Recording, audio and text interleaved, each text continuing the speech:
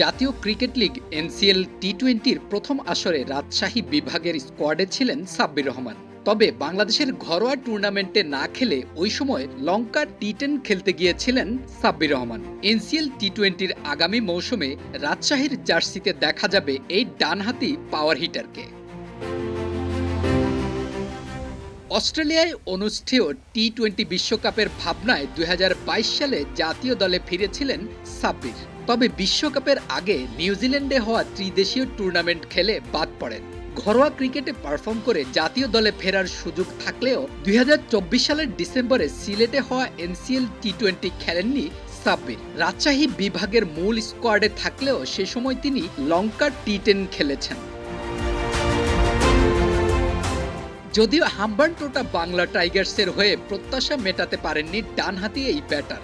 NCL টি-20-র সবশেষ আসরে match না খেললেও পরবর্তীতে নিয়মিতই ঘরোয়া ক্রিকেট খেলেছেন তিনি। বিপিএল এর গেল মৌসুমে ঢাকা ক্যাপিটালসের জার্সিতে 9 ম্যাচে 189 রান করেছিলেন সাব্বির রহমান, যেখানে একটি ম্যাচে অপরাজিত 82 রানের ইনিংসও খেলেছিলেন।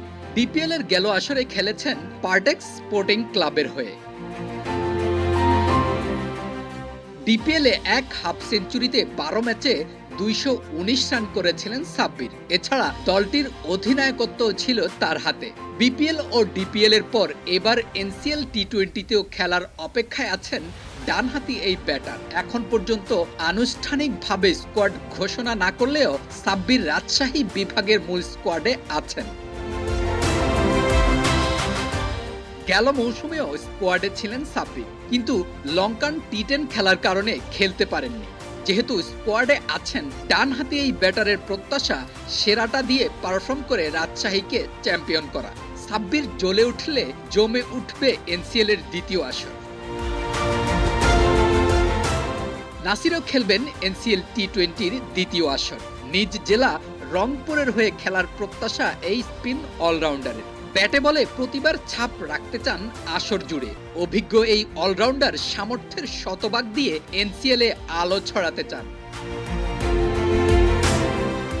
14 কিংবা 15 সেপ্টেম্বর থেকে মাঠে গড়াবে এনসিএল টি-20-র দ্বিতীয় মৌসুম। প্রথমবার শুধু সিলেটে হলেও এবারের 8 দলের পুরো টুর্নামেন্ট হবে রাজশাহী, বগুড়া ও সিলেটে। টুর্নামেন্টকে সামনে রেখে ইতিমধ্যে অনুশীলন শুরু করেছেন ক্রিকেটাররা। আগামী 4 ও 5 সেপ্টেম্বর বিসিবিতে ফিটনেস টেস্ট দিবেন সবাই।